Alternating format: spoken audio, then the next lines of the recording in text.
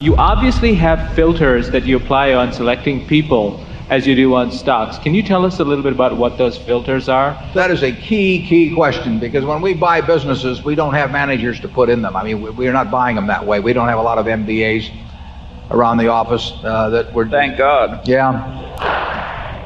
That I have not promised that they're going to have all kinds of opportunities. So, as a practical matter, we need management with the businesses that we buy. And 3 times out of 4 or thereabouts, the manager is the owner and is receiving tens of millions, maybe hundreds of millions of dollars. So they don't have to work. And we have to decide in that time when we meet them whether they love the business or love money. And we're not making a moral judgment. Charlie may, but I'm not making a moral judgment about whether it's better to love the business or love money, but it's very important for me to know which of the two is the primary motivator with them. And we have had extremely good luck in identifying people who love their business. So all we have to do is avoid anything that, on our part, that diminishes that love of the business or makes other conditions so intolerable that they overcome that love of the business. And we have a number of people working for us that have no financial need to work at all, and they probably outwork 95% or more of the people in the world, and they do it because they love smacking the ball. And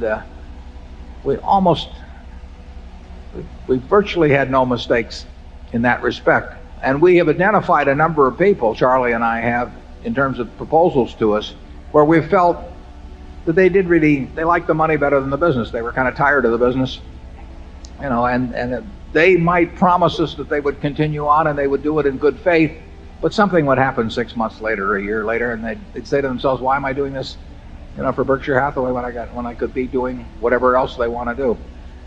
I can't tell you exactly what filter it is that we put them through mentally, but I can tell you that if you've been around a while, I think you can have a pretty high batting average in coming to those conclusions, as you can about other aspects of human behavior. I'm not saying you can take 100 people and take a look at them and analyze their personalities or anything of the sort, but I think when you see the extreme cases, the ones that are going to cause you nothing but trouble, or the ones that are going to bring you nothing but joy, I think you can identify those pretty well. Charlie? Well, yeah, I think it's pretty simple. You've got integrity, intelligence and experience, and dedication. And that's what human enterprises need to run well. And we've been very lucky in getting this marvelous group of associates to work with all these years. But we filter out a lot of people. And then they say, how do you filter them out? I would say, and I think Charlie will agree with this, people give themselves away fairly often, and maybe it does help to have been around as long as we have, in seeing the various ways they give themselves away. When somebody comes to me with a business, and I probably shouldn't tell this publicly because they'll probably tailor their approach subsequently, but when they come, just the very things they talk about, what they regard as important and not important, there are a lot of clues that come as to subsequent behavior.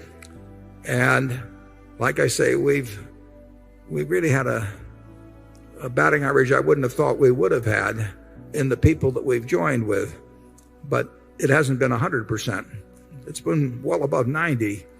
And I get asked that, how do you make those judgments? And I don't know, Charlie, can you articulate the way we do it? Well, partly we're deeply suspicious when the proposition is too good to